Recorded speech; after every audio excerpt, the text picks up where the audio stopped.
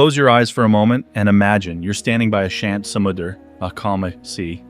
A gentle breeze is blowing, waves softly crashing onto the shore. Everything feels perfectly normal. But what if I told you that beneath this calm water, about 250 feet deep, humans achieved something once considered impossible? This is not just the story of a tunnel. This is the story of a dream, a determination, and the courage that forced even the ocean to make way. Around 13,000 years ago, as the last ice age ended, a massive change reshaped the world. Ice melted, sea levels rose, and lands that were once connected became permanently separated. England was cut off from mainland Europe, and between them formed a vast stretch of water we now call the English Channel.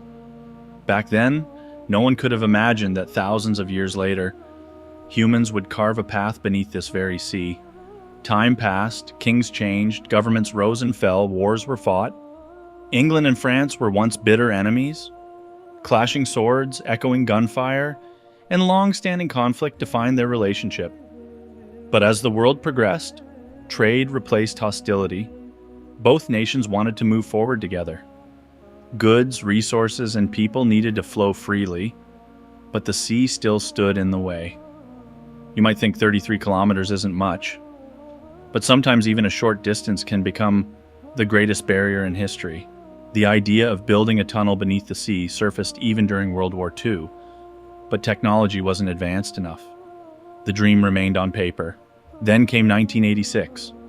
After months of negotiations, political tensions, and intense debates, England and France made a historic decision. They would build a tunnel beneath the sea, a tunnel that would eliminate thousands of years of separation. The project was as thrilling as it was dangerous. Engineers had to construct a tunnel nearly 38 kilometers under the sea, facing on the immense water pressure, darkness, freezing temperatures, and constant risk of flooding. One mistake and everything could collapse.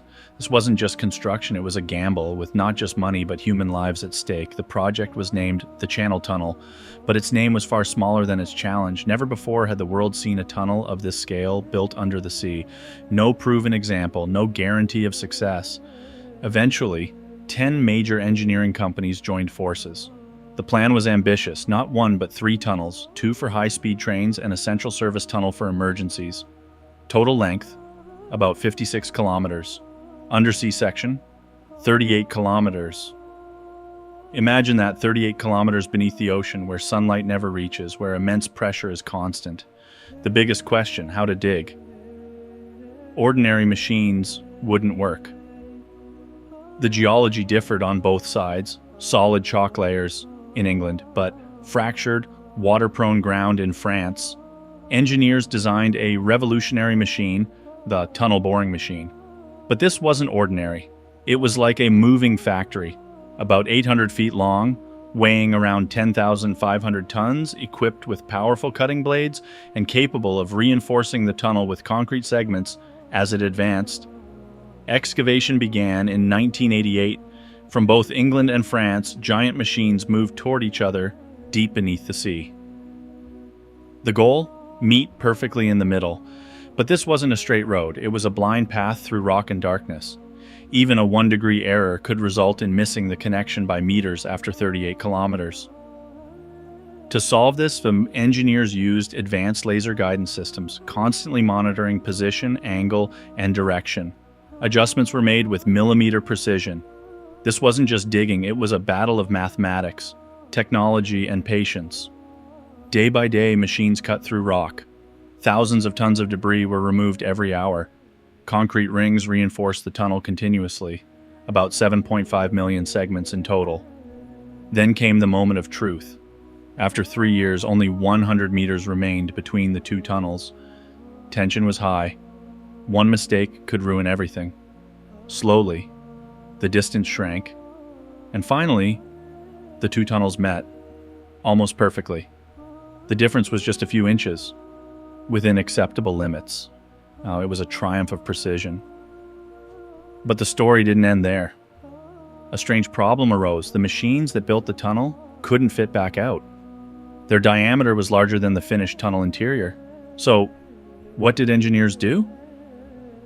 They made an unusual decision. The machine on the England side was buried underground, deep beneath the earth. The machine on the France side was dismantled and removed, yes. The very machine that made the impossible possible was left behind, forever resting beneath the sea. After 6 years of hard work, the tunnel opened in 1994. Today, high-speed trains travel at about 160 kilometers per hour. The journey between England and France takes just 35 minutes. What once took hours across the sea now takes less than half an hour. This is not just a tunnel, it is proof that with vision, courage, and determination, humans can even make the ocean give way.